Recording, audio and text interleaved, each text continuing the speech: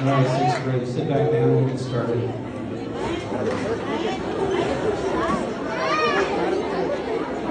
Last bit of pizza, we'll turn the time over to the teachers. We have some students that have worked hard on a presentation. Samuel. Hugo. Jose.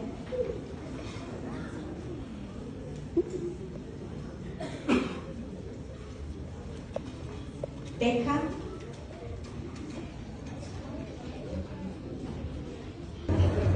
บรรยากาศพ่อแม่ประชาชนออกมานอกมาเซเลบเรตกันข้างนอกหลังจากพับใบประกาศ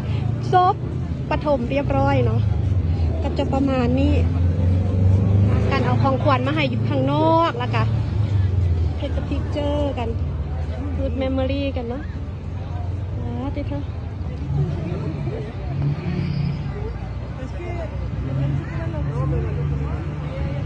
ไวแท้ไวว่าพี่น้องลูกขอจบประถมแล้วลูกสาวปีหน้าลูกชายก็กระจบมัธยมเลยเด้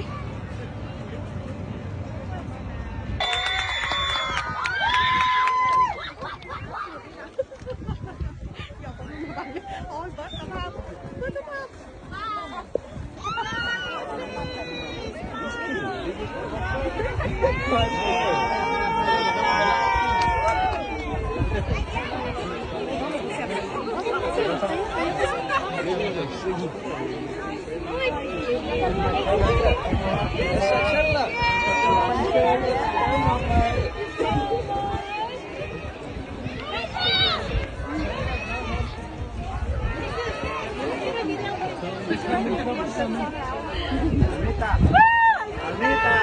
novia princesa.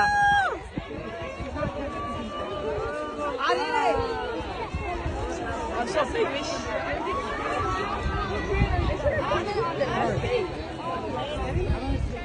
Oh my god. Here, look at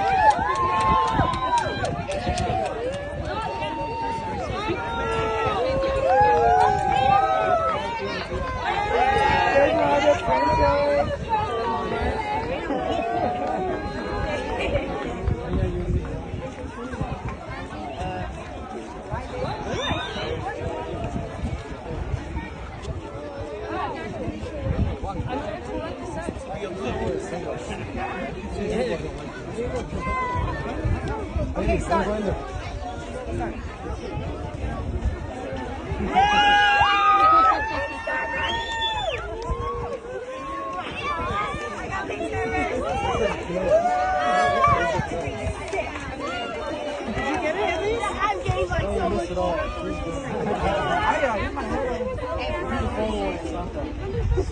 Marcos. So much aura.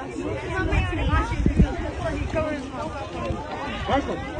โอ้ยแป๊บเดียวจบประถมแล้วเด้อลูกสาวเดียวค่อยนั่นน่ะเก่งหลายพอลูก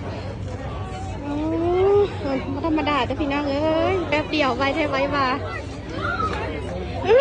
แพงหลายฮะ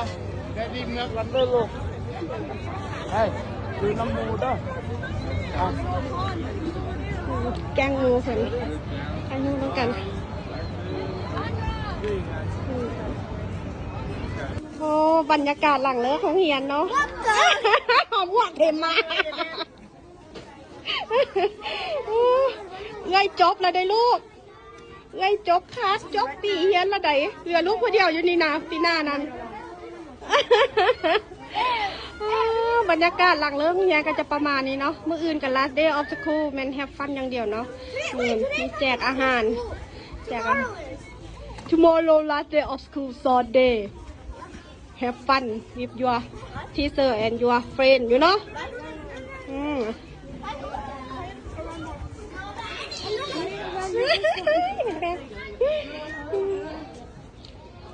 ไปเอาบ่อาหารนะเอาไหมพอถง2 ถงนุ่นแจกฟรีโอ้ยจะเป็นใส่หมวกอย่างนั้นจอย